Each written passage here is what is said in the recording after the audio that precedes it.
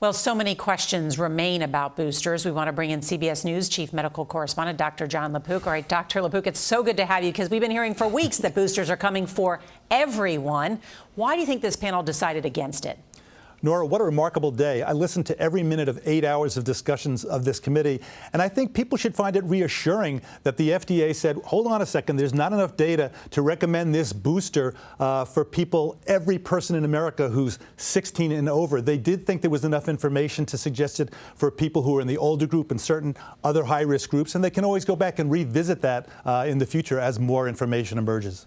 So do you think there was clear data then about people 65 and older and those at high risk of contracting severe COVID? I do. There was compelling evidence from Israel. Remember, they had a surge of Delta in June and July where they saw a 10-fold increase in hospitalizations in people 60 and over. And when they started giving that booster shot, that third shot about 6 weeks ago, they saw a 10-fold decrease in risk in people 60 and over. And that was one of the reasons, but they didn't have enough data for the younger groups yet to recommend it here. And in terms of the high-risk group, we know that people with diabetes, with obesity, other problems are at increased risk of hospitalization and death. And the committee also wanted to kind of protect people who are at increased risk of getting it in the first place, like people like healthcare workers.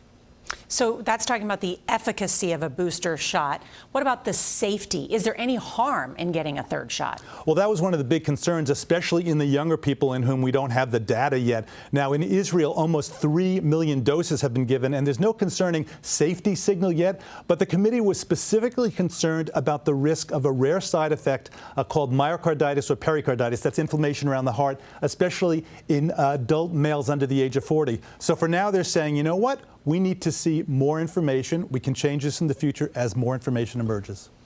Dr. LaPook, always so good to have you. Thank you so much.